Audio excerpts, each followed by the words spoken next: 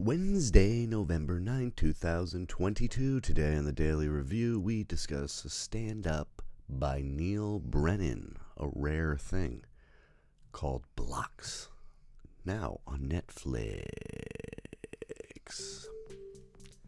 Yes, I was having trouble finding the hotkey. Okay, what's up? It's me, Joe LaRocca. How you doing? Neal Brennan, you might have seen his stand-up special, 3 Mics, which is on Netflix. That came out, 4 or 5 years ago now, it feels like. I guess he's most popular for writing with Chappelle and and doing a lot of the Chappelle show. This is one of those stand-up specials that's a bit of, he even calls it a traumedy, stand-up traumedy, where it's a storytelling. A little bit like that, the Carmichael special, Rothel, I believe it was called. Yeah, that kind of thing, and kind of a Bo Burnham-y type thing, but without the music and that kind of stuff. But introspective, what is wrong with me kind of stand-up. But yes, there's certainly jokes, very funny jokes all throughout, especially the first half, which is basically about all the things we've been feeling. And when I say we, I mean privileged white people who have a conscience, and how, like, talking about all that sort of stuff as a liberal, he says it's conversational Jenga. It's like, yeah, just all, like, any, like, of the kind of hot button issues, because it's just tough so many things are tough to talk about, and just like the pitch of your voice and the way you say things changes everything. Like, he's making the example about anyway, whatever. Exactly. I just proved it there. Anyway, I really, let me just cut to the chase. I really like this stand-up special. It didn't have me laughing as hard as some of my favorite stand-up specials, but it spoke to me. And now maybe not everybody, I'm assuming, can relate to this stand-up, because it is, some of the things about Neal are a bit,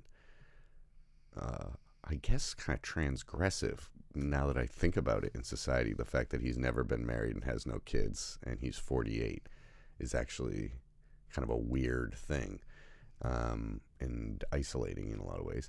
And I'm really not expressing this the way I want to. What I'm trying to say is that, when you're watching something or listening to something or reading something, and you're just like, oh, this is speaking to me. Like, exactly. Like, yes, I can look at it on the technical level and appreciating, oh, yes, these are good jokes, and he's performing them very well, and he has good stage presence, and he's doing this thing with these blocks on the wall, all that, like all the technical stuff. I can be like, yes, I like that. That's an A.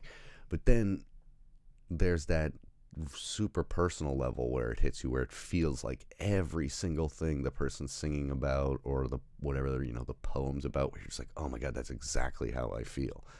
And that's what happens when I watched this. The whole time I was like, this whole second half I stopped laughing, because I was just like it was like, I wish I were smart enough and able to express myself as clearly and as artistically as Neal Brennan is able to do it about himself.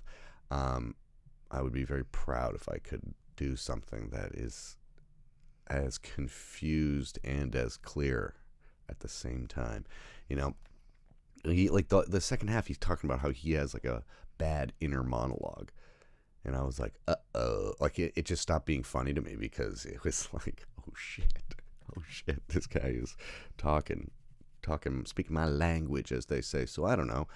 I'm not going to try and siphon off any of his intelligence by talking about it. I'll just let you watch it. And I think that a lot of people will just think the first half is funny, I think there's a lot of jokes throughout that people can get down with, but I also just found this other level where I was like, me and this guy have a lot in common, I think, except he's like a brilliant comedian. And but yeah, that's a weird one today. That was a weird one. You can like and subscribe if you like to subscribe. I'm here every day. You can be here as much as you want. What did I learn? Geez, too much. I learned too much from this, and not enough at the same time. He did express that thing at the very end, which I won't spoil, but there's like this idea that I've always thought was so interesting ever since watching the documentary The Devil and Daniel Johnston, where it was like the documentary is a way to kind of bring all these aspects of Daniel Johnston's life together, so that is almost the most perfect, like the documentary is almost the perfect way to experience Daniel Johnston, because it has all of his best music in it as well, but it also contextualizes it, and he's in it, and you get to see his artwork. And I'm not saying don't go and listen to Daniel Johnston albums. I'm saying like that it's like a diamond where you're like, and here's a thing that represents a thing, and it's like a perfect mathematical equation, you know. But it's like a sum of all of its parts. Like, you know, we get his kind of like not crappy, but interesting drawings, we'll say, childish drawings, and then his music, and then this, and then people talking about it, and all those little things individually. Yeah, some of them are good, some are brilliant, like the music, but then bringing it all together, it's like, Thanksgiving dinner, baby. What's going on with my hair, too? Oh, bad episode. Oh my God. It looks like an octopus. Like a balding octopus. Okay. All right. I'm going to go watch The Lunchbox with my class. Bye. Bye.